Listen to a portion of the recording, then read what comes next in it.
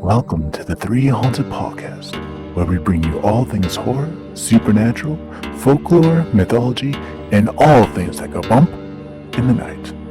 This is your co-host, Ashley Lunar Goddess, Gorilla Girl filmmaker and horror-loving cinephile. I'm your co-host, John Thomas, paranormal investigator, super smartass, and film lover extraordinaire.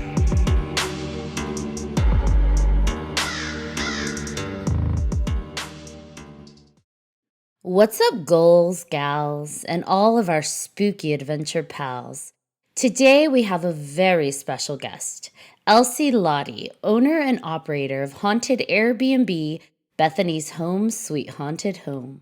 Join us and our special guest Elsie as we discuss the Airbnb and all the happenings that occur there. But first, a word from our network sponsor. Are you looking for more awesome podcasts? Head on over to withoutyourhead.com for access to the Without Your Head podcast network, where you'll find a variety of podcasts sure to keep you entertained and coming back for more. I liked it. Let's go. Bring us back.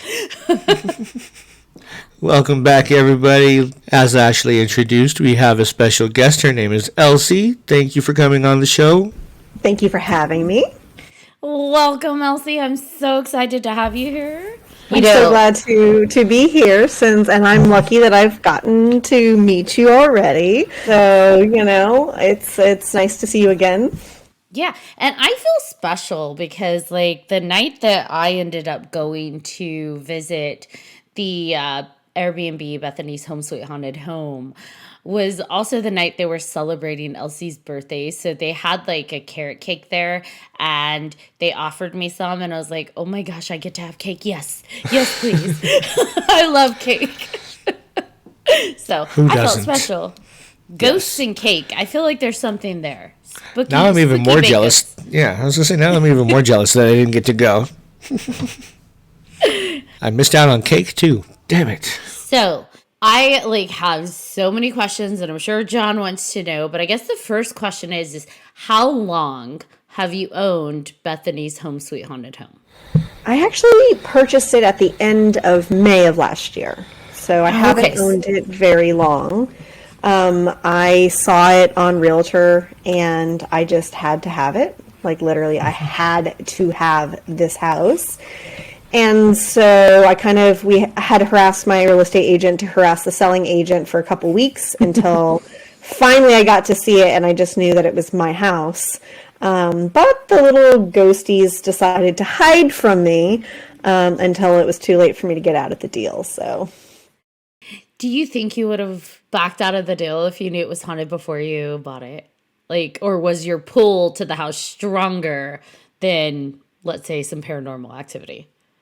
Honestly, I would have still bought it. However, that is with thinking that, most houses that are haunted, they might have a spirit that you hear from once every month or two, instead of having 15 spirits that act up every single day.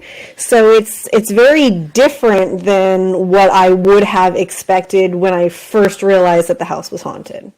And when you knew, you saw it on Realtor.com or the site you were using, and you knew, this is my house, I have to have this house. Was it with the intention that, I want to live there, or I'm going to have this as, an additional home to occasionally visit and rent, book it out when we're not there? Okay, so I'm a real estate investor and I run basically I own boarding houses. I buy large houses and I rent them out by the room instead of renting out entire houses to a single family, let's say. And so part of that is generally houses that have a lot of rooms tend to be older. So I actually purchased this house with the intention of renting it out by the room. Not to, and then also there's I realized that there was a section that I could kind of shut the doors off and then make that an apartment, and I was going to turn that into an apartment and then also have that for me so I could go visit. Oh, okay. That's cool. I do have a question, though. So I guess realtors aren't supposed to let you know that the place is haunted? I thought they were supposed to. Maybe that was just a myth. I don't know. I'm being a smartass at the same time, but... Some states are pretty strict about it. So technically I could have sued. In California, in New York, you have to tell if there was a stigmatized property, and stigmatized properties could include like murders, but being known to be haunted, that is definitely considered a stigmatized property. So they definitely should have let me know, and there's absolutely no way they didn't know, because the tenants who lived there before me, they were the property managers for them, and they told me that they had the same stuff going on when they lived there. And so a lot of the activity predates me. And then the neighbors were telling me, oh yeah, nobody's ever stayed in that house very long. And well, I think I know why. So when did you first discover that it was haunted? Like, what were you staying there, or what happened to, like, you're like suddenly, uh-oh, call Ghostbusters?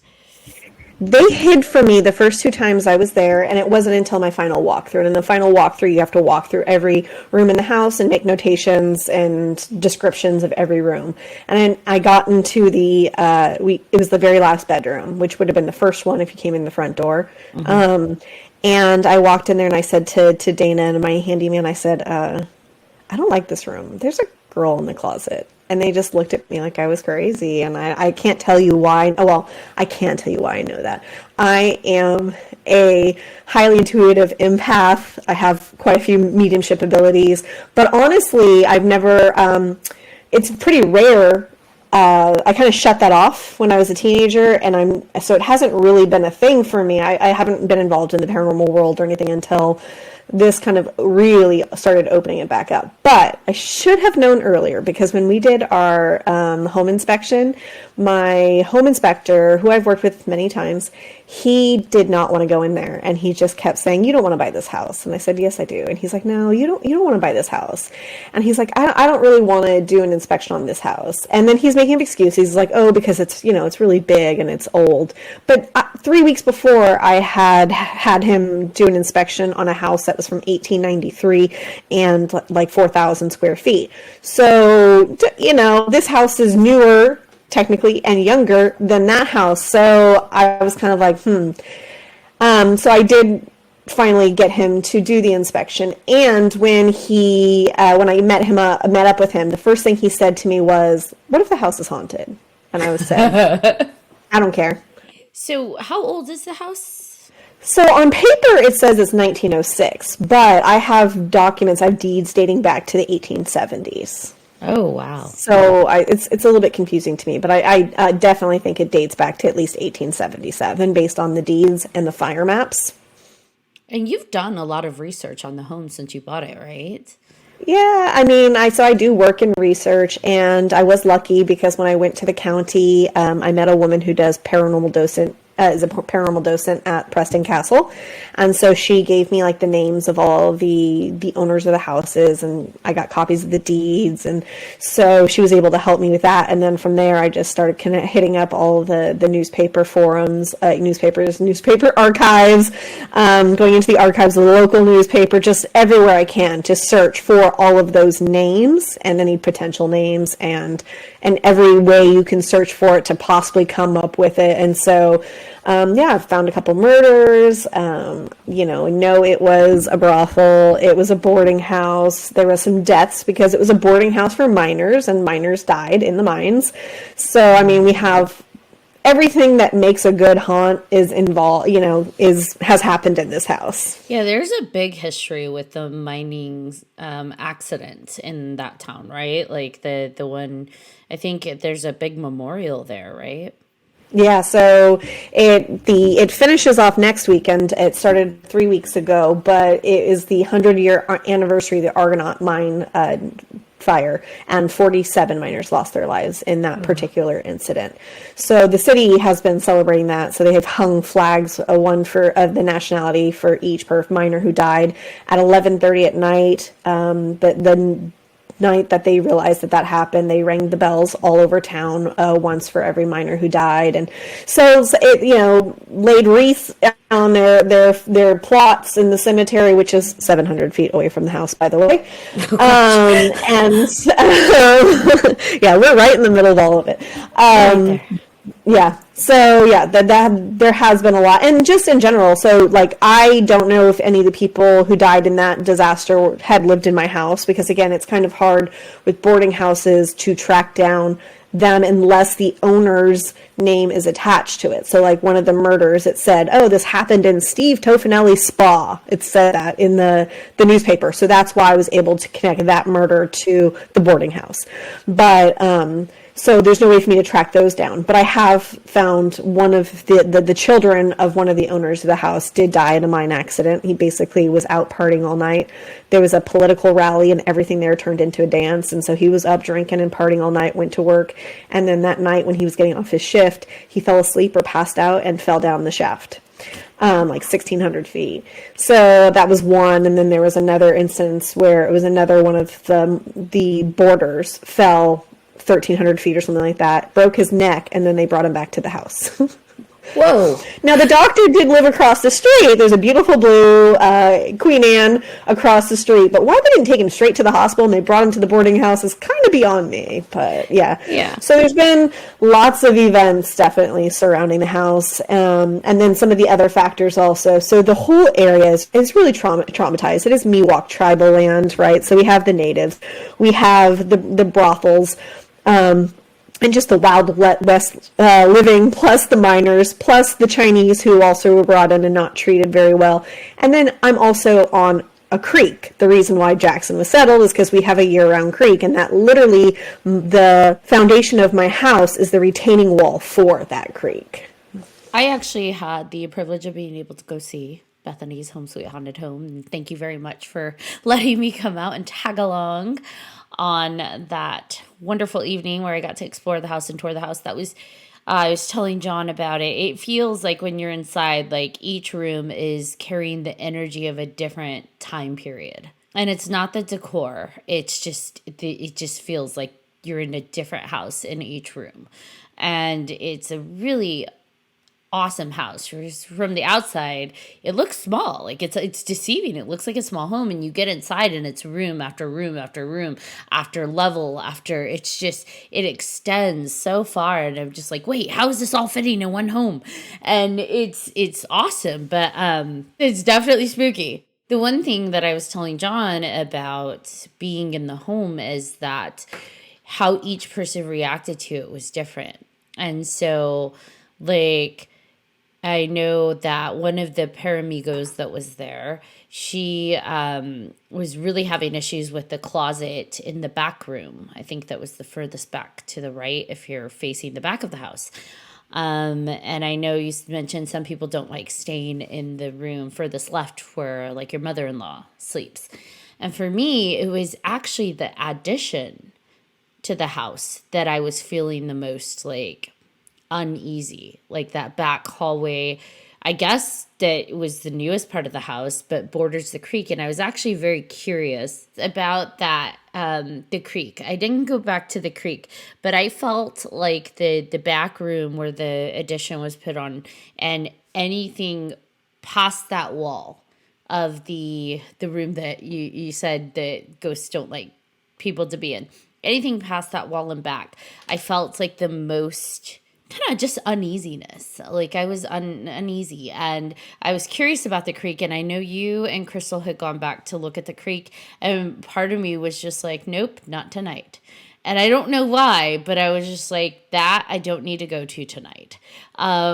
Which is, I wanted to talk to you about at some point to figure out what in the world happened back there, because that's where I felt the most like, woo, on edge. Like I could go anywhere, and that was the one space.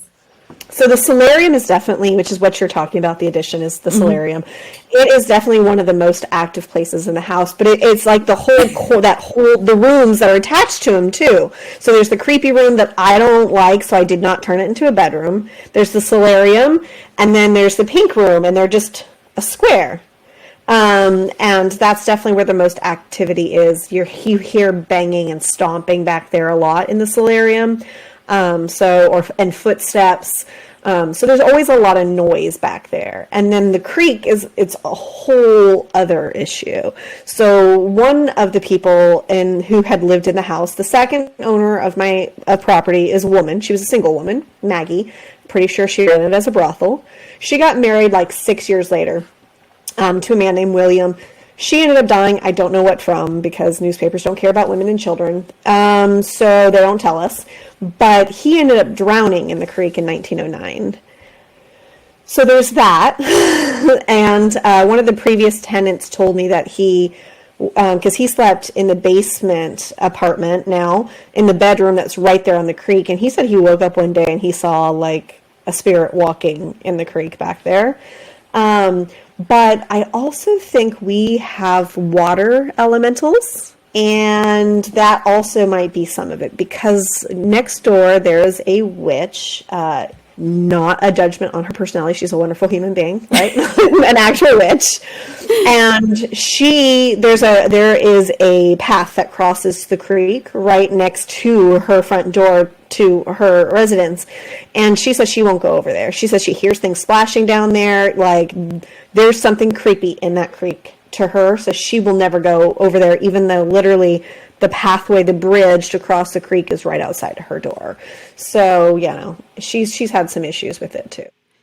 Okay, so then I don't feel so bad. Because I was just like, everybody else is getting senses from other parts of the house. And for me, it's the newest part of the house where I'm like, oh, I don't want to be back here long, and I don't want to go with them to the creek, and I'm gonna stay further in the house. So when I'm there by myself, I sleep on the couch, and it's just because that's like the furthest away I can get from that creepy part of the house. And so I have like my pillow and my blanket that I use every time I stay there, and I sleep on the couch. I feel too claustrophobic, I guess, in some of the other rooms, but I also want to like be far away from all of it. And your husband won't sleep there, right? He's never been there at night at all. And of course, he says that he doesn't believe in ghosts, but he believes in demons and aliens and all that stuff.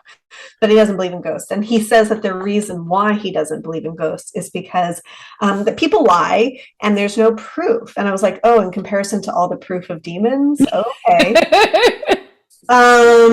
I believe in all the stuffs, it's like, I don't know anything and I don't pretend to know anything, but I'm also not going to be like, oh, well, there's no such thing as, the Flatwoods monster or whatever, because I haven't seen it. He's also likes to be difficult. So sometimes I don't know which, if it's just because he wants to be difficult or what, but yeah, he's never been there alone. He's never been there at night. And he's actually only spent about a total of 8 hours in the house in completion. But you met his mother. Yeah. So his mother stays there with me all the time, and she also didn't used to believe in ghosts, but now it's just undeniable. So yeah, I remember I asked her when I was there, like, hey, you were sleeping in the room with like I think the most activity, right? So how does that, like, do you not believe in ghosts? Like, does it not bother you? And she said, oh, I believe, I just don't mind sharing a room. I was like, what? She's like, yeah, I don't mind sharing my space, so it's fine. And it's like, oh, wow, okay. That was the first time she's ever slept in that room, though. I kind of just was always like, she's kind of like just flipping about it, and kind of she never gets worked up when like all this, we've had paranormal investigations and all this stuff is happening. She's just like sitting there kind of like bored, like in the same, because we happen to be in the same room she's in. She's not following us around and participating in it, but so yeah, we kind of yeeted her to the far end. So that was the first time she's actually slept in there, but she said it was fine and she's happy to sleep there all the time. So I remember we were talking through the app, right? To the voice. I don't remember what that's called. When it's cycling through the radio channels. Oh, yes. We were on the app, and I remember we turned the lights off and we have the different equipment on the table, and she fell asleep. She's in the back chair and just fell asleep. And for me, I'm so on edge. I couldn't even possibly like think about falling asleep. That would probably be me because I'm so used to stuff like that I'm like, if nothing's happening, I can fall asleep. Yeah, she passed out.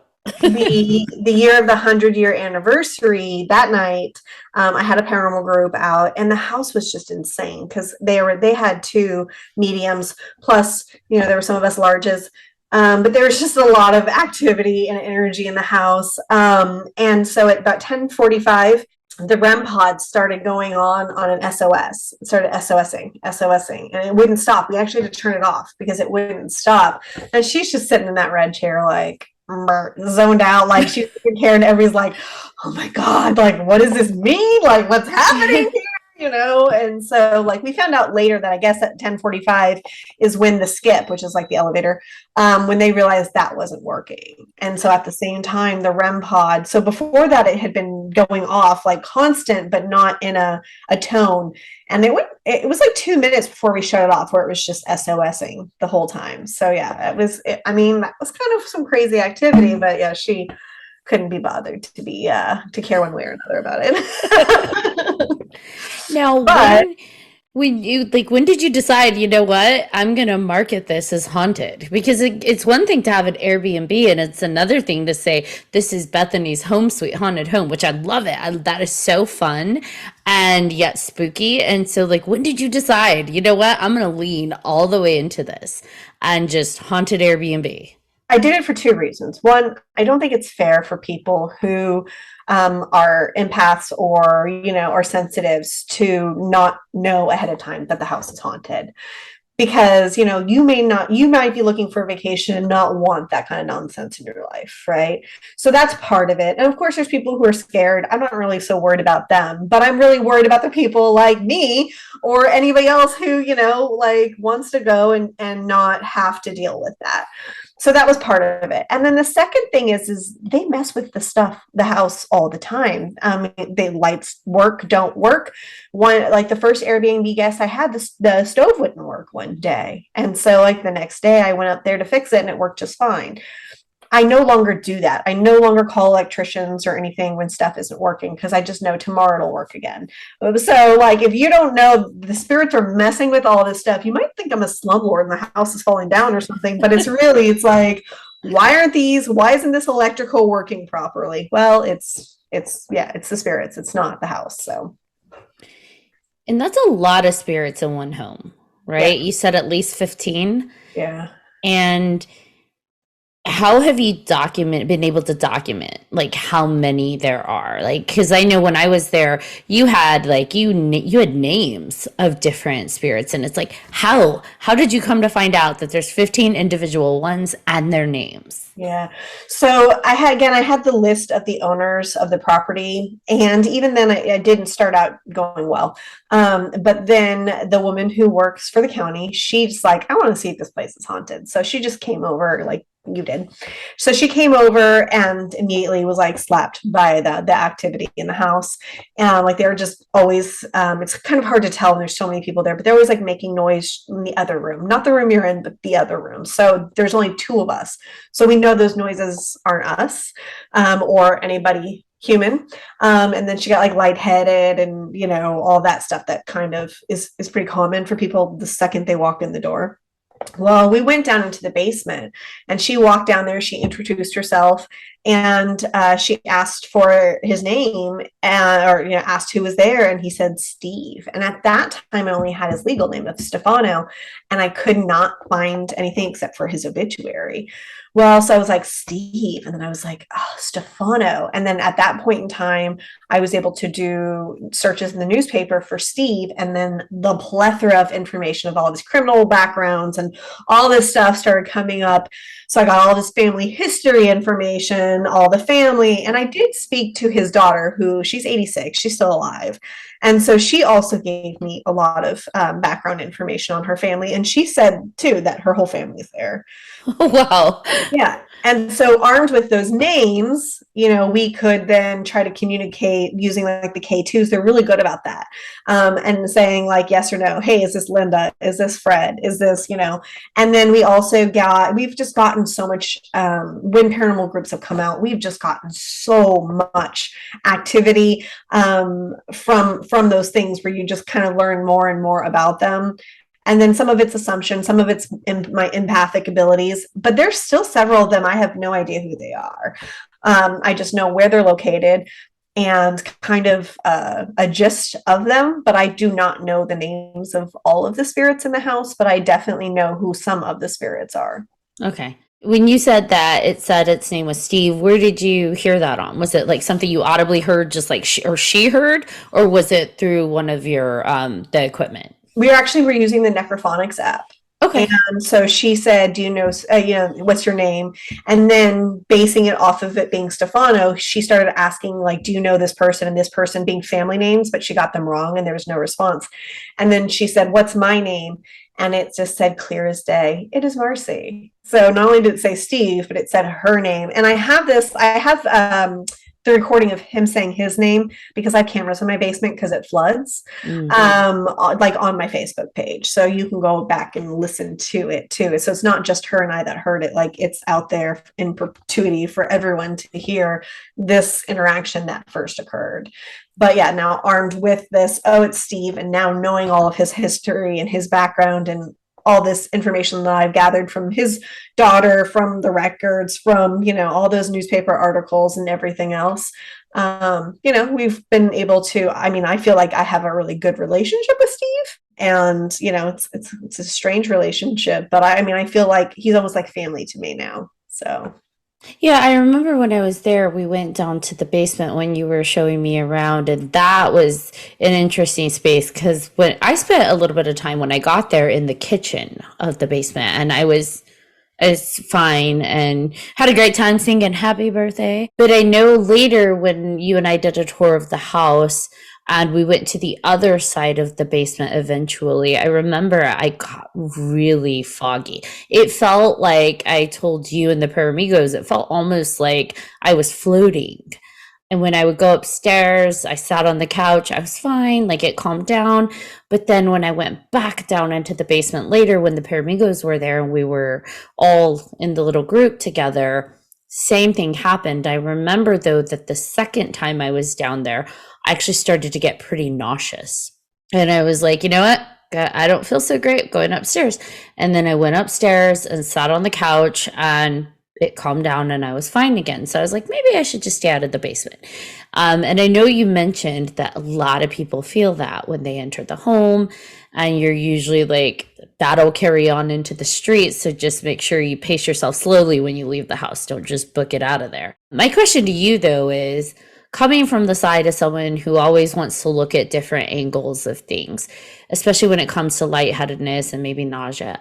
Have you ever had the home checked to kind of dispel things? So when I first bought the house and when I like posted on one of the paranormal groups online, somebody said that I should probably get the carbon dioxide or monoxide, whichever one that is, tested. But of course, in California, you have to have those legally to even sell the house. But I was just like, okay, well, I'll totally check that.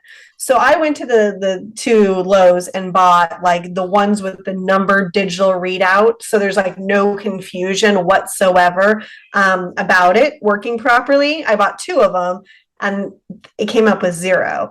Also, considering the house doesn't even have internal plumbing in the house, I'm not sure how that would even work, but I definitely did have that check. And of course, by then I'd already had like footsteps appear on the stairs, which carbon monoxide's not putting footsteps on your stairs, like baby footsteps. I don't have children or particularly care for them.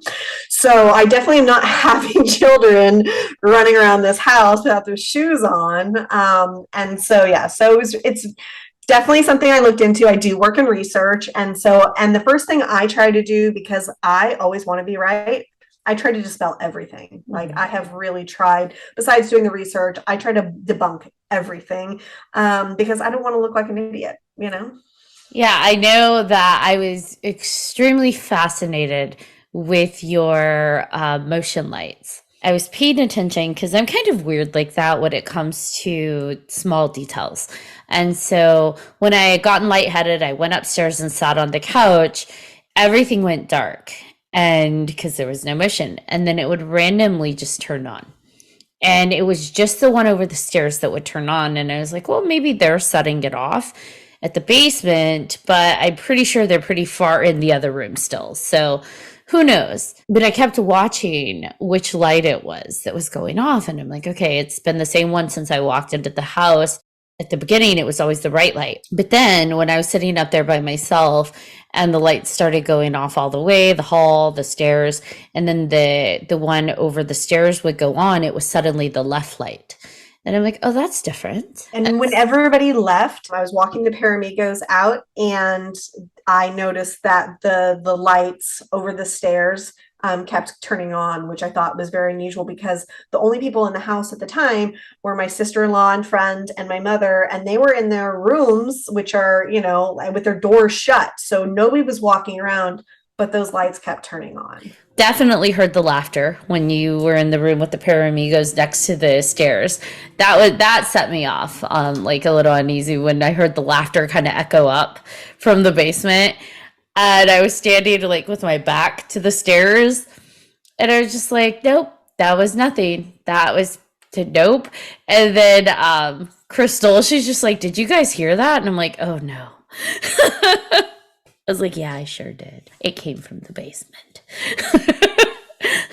And it wasn't muffled. It wasn't like your private residence, because later I did put my ear to their wall and I could hear them in there later in the evening, but it was so muffled. That wouldn't have echoed up the way that laughter did. It echoed up like someone was in the one of the rooms in the basement that was open and just laughing, and it like just a melody echoing up. And I was like, oh no, I don't think her friends are down there. And the staircase is just an active place in general, with like, you hear footsteps, you smell scents, all these things happen, in the stairwell as well. And that's the reason I put the motion activated lights, is because people kept tripping in the stairs, like even during the day. And so I just feel like it's a very congested area, like the residual energy from the people who would come down there to the gambling hall. Like there's just a lot of traffic, residual traffic going through that section. How many investigations have you had done? 7, 8. Wow.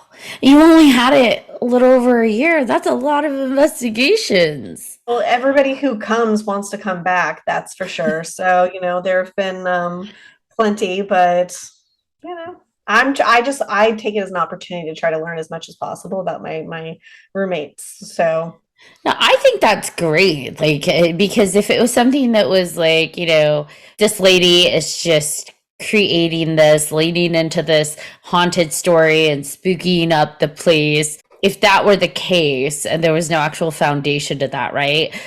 You wouldn't have so many investigations going on, because the first few would have been like, nope, nothing. But even recently, one of our paranormal podcast crossover guests, they were messaging me from your home, and they're like, oh my gosh, Ashley, there is so much activity going on and we just got here. I was like, yeah, oh. I mean, it was definitely an active little night for the three of us. Again, there's just certain energy that the spirits really play with. I think the night you were there, because we had so many skeptics, non-believers, aka my family there, it does pull down the energy quite a bit. And so when you have people who are definitely like believing and excited and want to communicate with them, they want to communicate back. Right. And we've talked about that before in a couple episodes with investigating, because I used to host, co-host some investigations in some public places before. And it like you said, it just depends on the whole atmosphere, basically. But I do have a question though. So with all the 15 ghosts and stuff that you have you ever heard them argue, or do they ever like stay in there? Do they just stay in their own spots? And the only reason I ask about the arguing is because I dated this lady before, and she had this older couple ghost whatever that would argue all the time in the bathroom, and I would hear them in the bathroom all the time. I remember. I remember your ex-girlfriend's crazy house from the podcast. I have a married couple, and so yes, sometimes during Estes methods, it'll be clear all of a sudden that there's arguing going on, and because it's first there's like a first couple of comments, and you're like, what? Huh? You're not answering my questions. And then next, you're like, oh, wait, they're talking to each other. They're not even talking to us. Right. Because one of my spirits likes to grab women's butts and touch women in general. And so like there was one day that he kept touching this woman, and then he's like, stop it, you dick. like, stop touching her. And then he's like, it's only natural. Like, and so like, it didn't make sense at first. And it didn't make sense to the person doing the Estes method, Right. who was speaking this stuff, but I was dying laughing. I'm like, oh, Fred and Linda, like, you guys need to get it together. It's only natural. Oh my God. Yeah, yeah, super weird. And I have that on, I have all that on video, and it's super weird, but sometimes it's kind of funny, the Yes, stuff that exactly. they pop up with. So for sure them, and I'm sure Steve, Linda, Fred, and Marilda, they're family. So I'm sure they are mostly together, although I think I thought it was Fred, said that he doesn't talk to Steve. So, I don't really know. And then I have a whole family who's in this pink room, and that's Fred and Linda's room too. And then I think William, the one who drowned in the creek, he hangs out right outside of that room. So I think it's really, like, for me, it's very crowded in there, but I don't think that, like, the family and Fred and Linda communicate. So speaking of crowded, you did mention that there is a portal in the basement, and I was curious about that, how you came to determine that was there, and have you tried to access that in any way other than just kind of preserving it? I want nothing to do with it. I'm happy with the ghosts that we have there. I think that they're a fine bunch, and I don't particularly like it when there's new visitors around. So, that section of the basement has always creeped me out. I'm fine in the basement, but it's like in like the far corner, and there's like a weird hallway with another door, and a previous tenant put a cross on that door, and it's just weird. And so I've always hated that. And the first paranormal group who came through, one of the guys who calls himself a demonologist, he's like, yeah, you have a portal there, and it's the one section I hate. And so that's something that's come up over and over again. So, we're just talking about the what in the came. She said the same thing. She like walked through it and she was like, whoa, like, this is a door. And I think actually I have more than one, at least one outside the gate of the house, the one in the basement, and then possibly another one and then the mirror. So yeah, there's a lot, and that doesn't help, because yeah, we do get randoms that appear when people are doing investigations. I'm like, there's no Florence here. Who's Florence? Who's David? I don't know who these people are. Now, of course, again, I don't know everybody who's lived or died in the house, but I definitely think that Steve kind of controls who comes in the house, and that's why he hangs out in the basement by the portal. I think he's bouncing, but I if I had my way, it'd be closed. Like, I'm good with these 15, but we don't need any more things. I do have a question, actually, just kind of based on what you said. And I was triggered by the word that you used for the guy who's a demonologist. So, Airbnb-ing your home, you don't know who's coming in. Do you cleanse your home between guests? Or what do you do? Because we don't know the guests that are coming in. What if they're utilizing the portals in a way that's not so savory, or the energy within your home? So, well, one thing is usually the basement is locked, so it's not available for Airbnb guests unless it is like a paranormal investigation with a group that I trust or I'm there. Okay. So that's one thing. Like, I do have a rule about no Ouija boards, but honestly, the more I'm looking into all this, it really seems like, what's the difference between using a Ouija board and a ghost box? Like, I don't, like, theoretically, it just doesn't make sense to me that, one way or another, and it is definitely a concern. Now, again, I knew nothing about paranormal anything, so I just learned so much about, gemstones, or using like all those crystals, thanks to you and your podcast.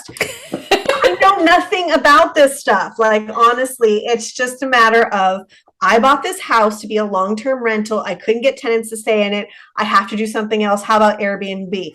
But definitely there's a lot more that, like, I'm learning now as I learn more about, like, the whole paranormal world. About, I don't know how to cleanse. I don't know how to cleanse anything. I barely clean myself. No. I'm like, the house is really clean. You know that. Yeah.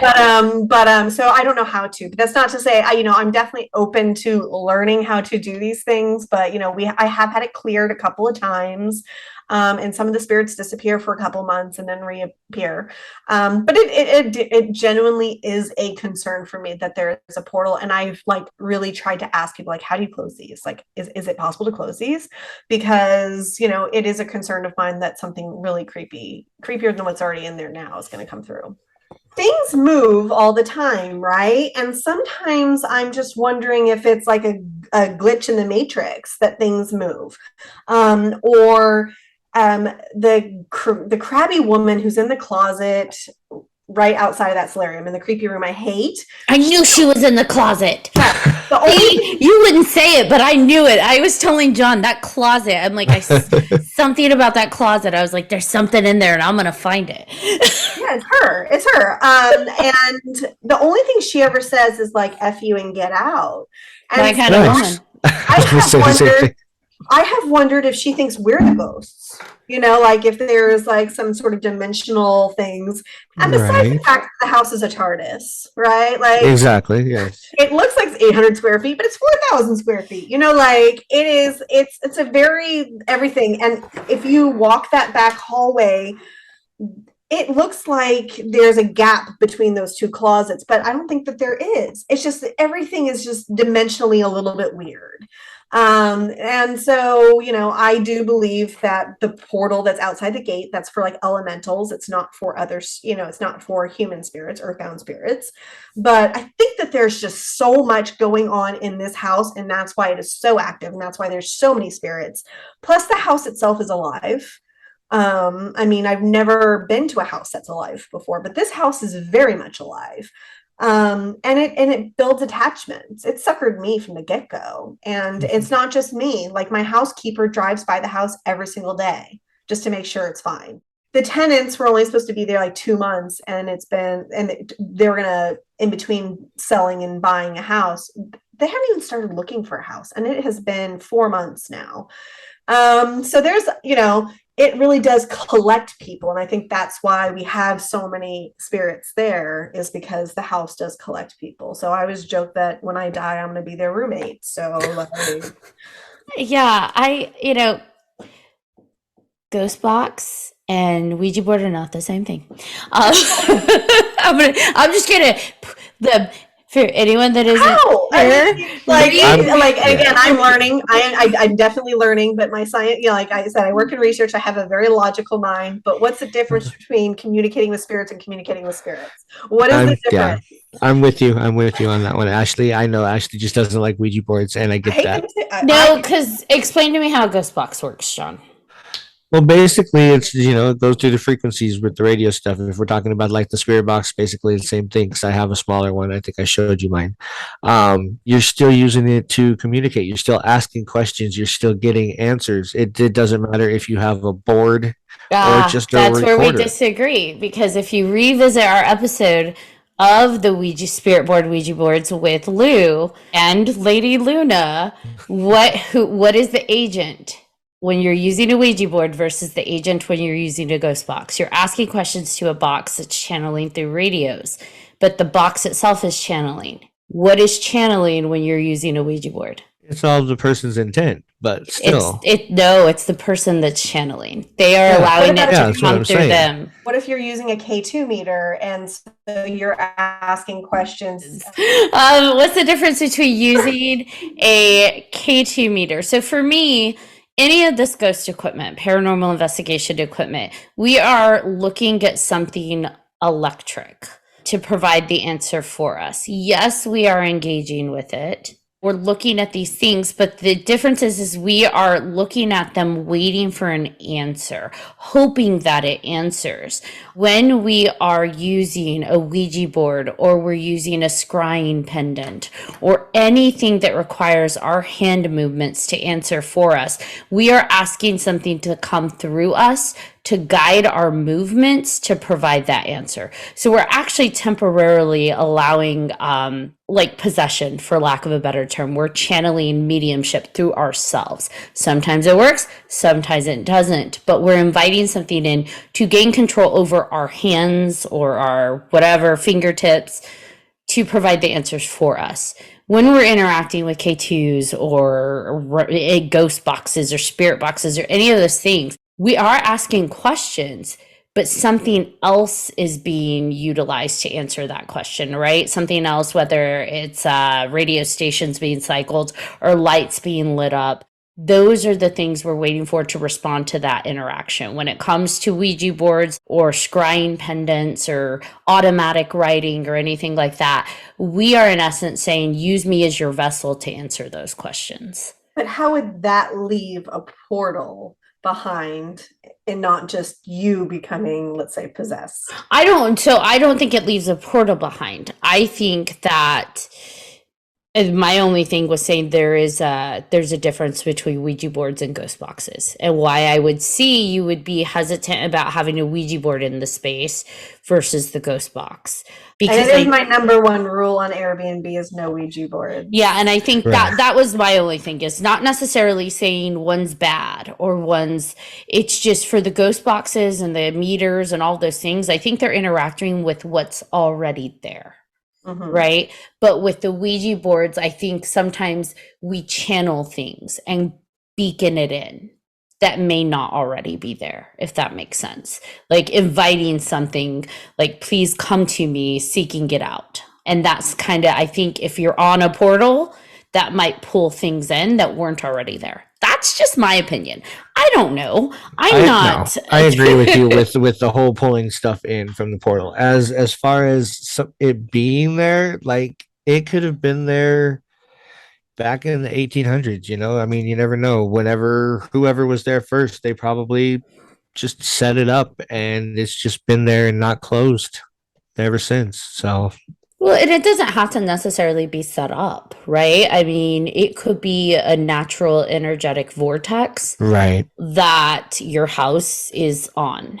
And given the history with the miners and the passing aways of pretty violent traumatic deaths, right? Whether it be in the mines or in the creek, that's a lot of energy building up on top of that. And so that might have already swayed what might have naturally been there. So we know there are, I shouldn't say we know, science has not proven this, but science says we know it. We, as a community in the metaphysical community, are aware that there are energetic hotspots, right? Just everywhere, pockets of energy. Nothing woo about that. It's not like woo aliens or ghosts. There's just a high level of energy. You can read it with your readers, like the magnetic readers. What are those? The EMFs. There's so many things that we sense as people. That's why we build, like it's there's no coincidence. We build things on these areas. It's like the chicken or the egg. People are like, oh, is it a vortex because we built that there? No, I think people gravitated to those spaces because they felt that energy kind of vibrating there. So when it comes to your house, perhaps you already had some kind of like energy pocket there. Long ago, like John was saying, back in the 1800s, someone probably didn't force a portal open in there. Chances are you just had an energetic hotspot. But the things that have happened around your home and close to your home kind of elevated what's occurring there, if that makes sense. It's definitely elevated my own mediumship. Yeah, and it might be why when you saw it, because you are so sensitive to those energetic, frequencies, and you are empathic, it's possible because I know I briefly mentioned this at your house, is like people who are energetically empathic, it doesn't stop by just being in person with someone. Someone who is actually pretty sensitive is going to be able to sense those energetic frequencies through photographs, through videos. There's a reason I don't watch the ghost hunting shows on TV. And it's not because I believe every place is haunted that they're going to. My concern is the fact that what if one of them is? And then that kind of puts me on edge or kind of triggers my energy in a way I don't like. And so I just don't watch those. It's funny because I never watched them before, but I do now. And the reason why, it's the same thing as like why I used to watch Hoarders, because I watched Hoarders to make me feel so clean, so good about, how clean my house is. And then these ghost shows, they make me feel really good about the fact of how nice my spirits are. You're like, my ghosts are nice. Anybody. Yeah, they're not scratching. Sure, they might give people headaches or whatever, but and I do have a very strange connection with my house where the house gets rid of people that I think that they think I don't like, or they're very rude people that I wouldn't like. And it's very unusual because like I don't even know I don't like the people, like because I've had these groups come in and sometimes there's people in those groups I don't know them, and then they'll chase them off, and then I'll go to like. I went to go to this guy's Facebook page to apologize, looked at his Facebook page. I was like, I'm not contacting this guy. I do not want to speak to this guy. And so I'm like, is that why they made him so sick that he had to leave? Is because this is not somebody I would want in my house. That makes sense to me. So I would think that the spirits would definitely do that. They're like dogs almost. I mean, not that I'm calling, ghost dogs, but like they are animal friends that have like extra senses. And then someone comes in the house and, it's like, oh, I'm sorry, my dog's never behaved this way. And then you figure out why. That makes sense. I had another person who came in who was a narcissist, and I was like, I wasn't there for it, but I was watching on the cameras, and the whole time I'm just like, just stop talking, be quiet, stop talking. Because like when you ask a question and you don't give time for them to respond, it's really frustrating for me because what are you here for, right? Just to do, TikTok live videos, because that's not what this is for, And so during an Estes method, the spirits literally told this person to leave and then told them to stop talking and to be quiet. So, and I was dying. I thought it was hilarious. I love it. Then I started wondering, I'm like, was that me or was that them? Or is it both? Just because, this energy, maybe everybody doesn't like this kind of energy. But I mean, I don't know. I'm starting to see more and more of it though, where the house is kind of being mean to people. But again, that one I knew I was just like annoyed by. But this last one, I didn't know anything about this guy, and I didn't know that I wouldn't have liked him until I said the next day, and I was like, nope, I'm not going to message him. Good riddance. Like, but mostly the spirits at worst will make you like kind of nauseous, lightheaded, dizzy, and you can't just go outside. A lot of times people try to go outside and sit on the porch. That doesn't work because that porch is right above that portal. You have to go across the street to get out of that energy field. Maybe the house is protecting you as much as you're being the caretaker for the home. I believe that. Yeah, exactly. That works.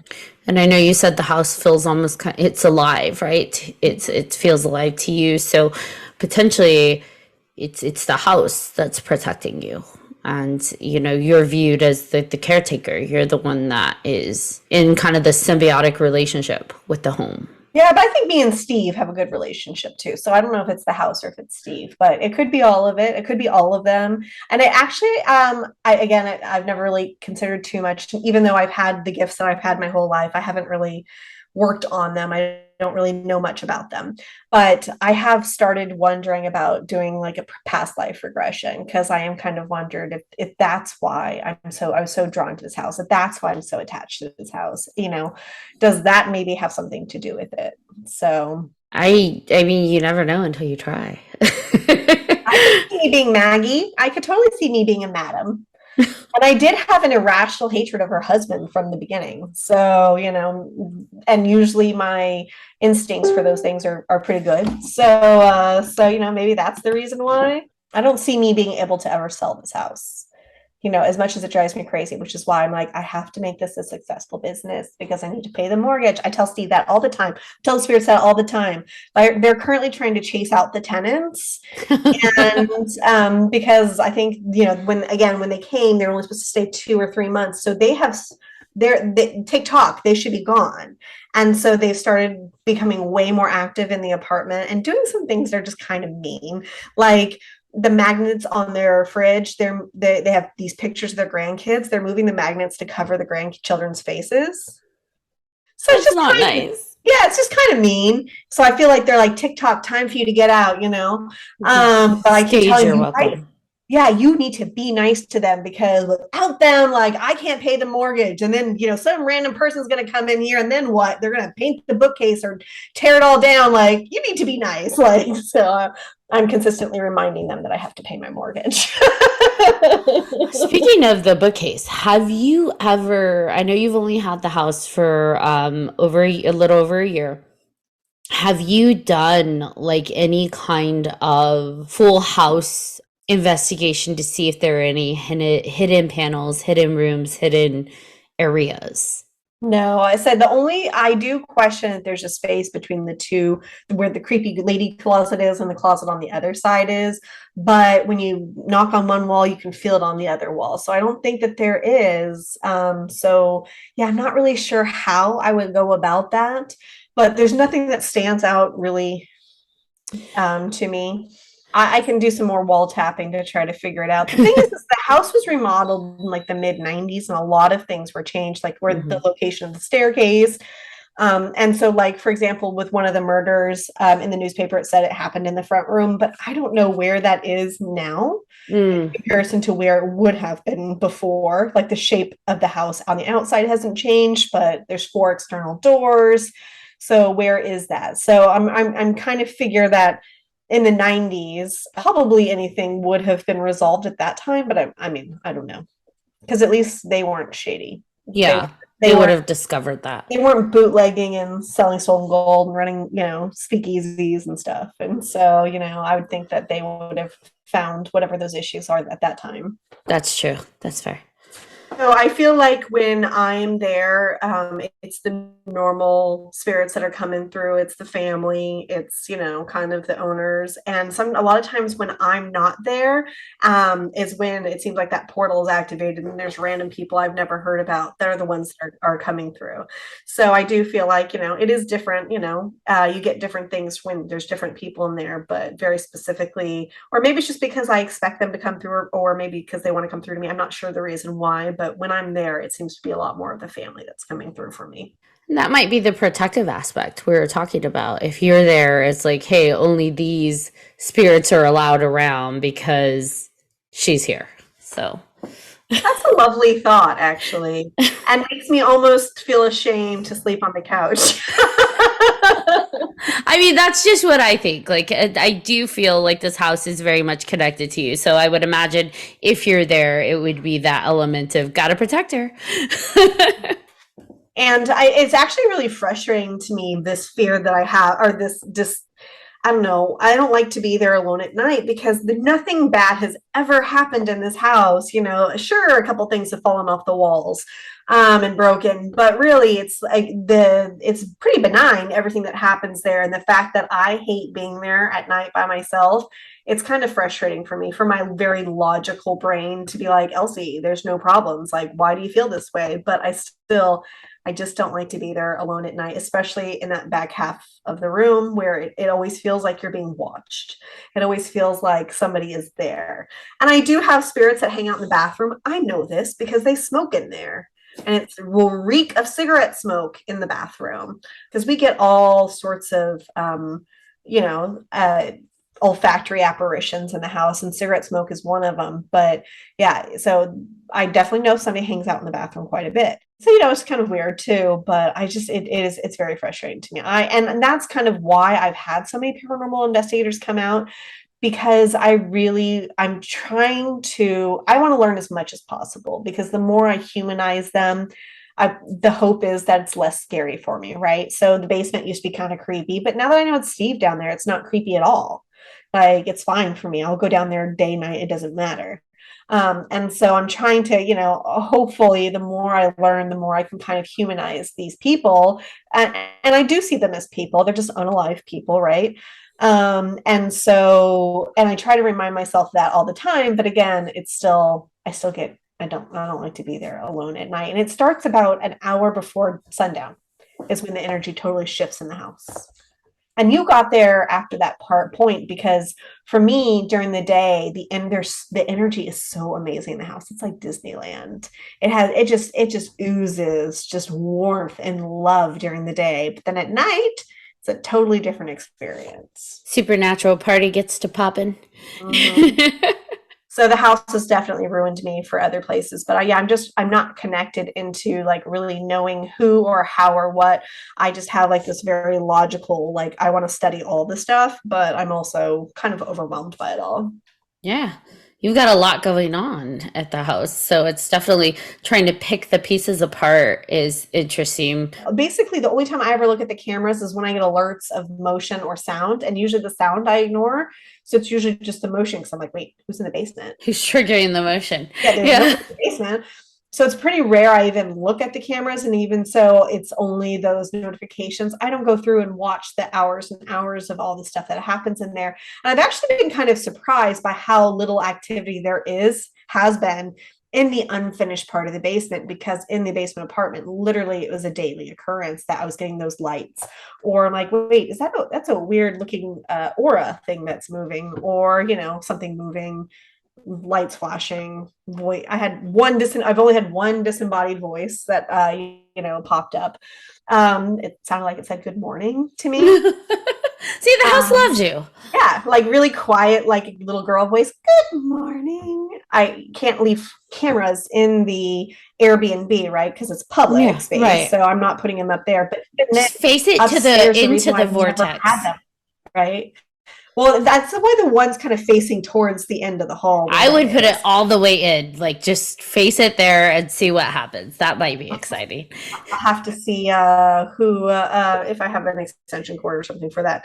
But when I've had them upstairs, they've never connected properly, and it's broken 3 cameras. Oh my gosh. So like I'll put it on upstairs, it'll work fine. I leave, I get 5 miles away, and it shuts off. It says it can't connect to the internet. Up there, I have way better internet than I have here.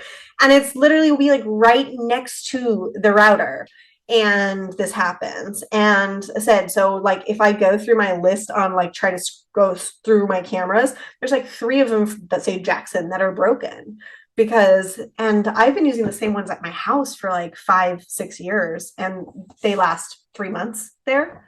So that so I don't have as much activity, and even then now the one in the basement it'll shut down usually when there's people around.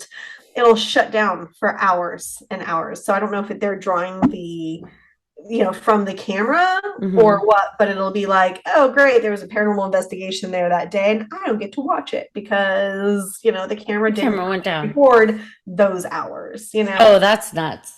So yeah, so I'd love to have more information, because again, I started the page before I started the Airbnb. I started the page back in September of last year, and at that point in time I was still trying to make it a long-term rental, but my nieces came and we just had so much activity that happened while they were there with us. And so at that point in time I started the page because I was like, oh, I need to have a place to document the stuff that happens. And I didn't open the Airbnb up until the end of January, because at that point in time I no longer had tenants upstairs, and so I was like, okay, well, let's change this up. I've had the page longer than the actual house just because I wanted to document all that stuff, so you can go back and see the weird handprints and the footprint and all that stuff from way back when, because it's all still in there. And so I love it when people, if people were to give me their own activity so I can keep track of it as well. But unfortunately most of the groups I've had have not done that thus far. Last question I have for you. Why Bethany? So I was told during the first paranormal investigation that was the name of the girl in the closet. Now, a medium I had there recently said that her name was Elizabeth. It was not Bethany. And I said, I don't care. Like, it's too late. I don't care. We're committed to the name. So again, I've always been, so I just referred to that as Bethany's room. That was Bethany's room, because that's the only name I had at the time. And again, I really have fought really hard to humanize these people to make myself feel better. And again, I also want to acknowledge them and as much as possible. So so I trusted this person, that the girl in the closet, her name was Bethany. So she was the first one I knew, and so it was her house, because sure, it should probably be Steve's house.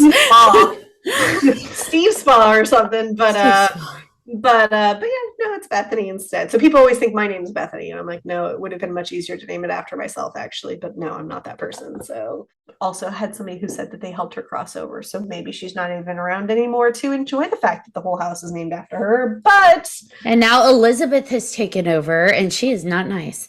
Lizzie Borden. Oh my gosh. Yeah, she's Bethany when she's like happy, and she's Lizzie Borden when she's hangry. It's like me. Like I'm Elsie when I'm normal, and then I'm Kelsey when I'm hungry. It's like that. Bethany during the Disney Magic Light Hours, and then in the evening, Lizzie takes over. Lizzie is a great name for a brothel too, so it would be much better. Lizzie's sweet horny home or whatever. And now, being that it used to be a brothel, have people heard sex noises? That's the question. I have not been notified of sex noises, so I'm not sure people would be so open to tell me that. Or what, but no, I have not heard of any sex noises. The previous tenant who lived there for 2 years said that he basically had sex with one of the ghosts one night. John, you missed the conversation, but I told Ashley that I was ghost lube. I was gonna like work her into like being comfortable with this whole ghosty thing. So that's when I knew she was my new favorite person. That's she awesome. Just called herself Ghost Lube. A lot like ectoplasm, but yeah, there you go. I feel like so many jokes to be had with the tenant that had experiences with a ghost and ectoplasm. Like so many thoughts that just. But he really pushed the buttons with it. Like he was constantly triggering them, and so he has a lot of the same stuff happening that I have, but he had a lot of really negative interactions with the house. But he was really like egging them on, and I don't do that. I treat them with respect. So yeah. I want to know what ghost sex feels like. I mean, that is a question. I don't want to know, but I'm curious at the same time. I kind of want to know. It's just, I don't know. Yeah. So now when John goes, he's going to hope for that ghost. We're going to have to put you in a room and be like, hey, Fred, you like brunettes. Right. Come get her. John's going to walk in, drop his bags, and say, you have full consent. At least you said bags. It's all going to be good until, it's one of the, it's like, it's Steve. Oh, no. He's hoping for crazy Lizzie, and he gets William. Oh, no, right? No. That's stubble. It's fine. Yeah. I just thought it was funny. Ashley like drops his bags, and that's not what I thought she was going to say. I thought she was going to say drops his pants. And, yeah. As soon as you walk in the door, just. I was like, no, I can't do that. Sorry. We all appreciate that you can't do that, right? As Elsie standing there with a cake, like, right, like this is not that kind of awkward. Party. I have my cake. I'm going now. You and the ghosts have fun. Right? Oh no. This is not American Pie. Sorry, we're not doing that. Stay away from my gluten-free cake. I appreciate you so coming on so much. If anybody wants to book your Airbnb or find out more about Bethany's Home Sweet Haunted Home, where can they do so? You can find us on Facebook, on Instagram. I have posted some videos on TikTok, but yeah, so on Airbnb and VRBO, it's Bethany's Home Sweet Haunted Home, but it might just be easier to get the links from our Facebook or Instagram page. And again, it's located in Jackson, California, which is Northern California, about an hour outside of Sacramento, 2 hours from San Francisco. Pretty awesome place. I've been there firsthand. I would highly recommend it to anyone that's out there trying to find haunted adventures. Please make Bethany's Home Sweet Haunted Home a stop on your map. You definitely won't regret that. All right, John, you want to bring us home? I do. Thank you again, Elsie, for coming on, and I cannot wait to visit. And thank you, everybody who has listened to this episode of 3Haunted Podcast with your host. I'm John Thomas. And I am Ashley Lunar Goddess. And if you have any episode suggestions, questions, or comments, please feel free to email us at 300podcast@gmail.com. And if you haven't done so already, please like, follow, and subscribe to all of our social media. You don't want to miss one crazy moment. Until next time.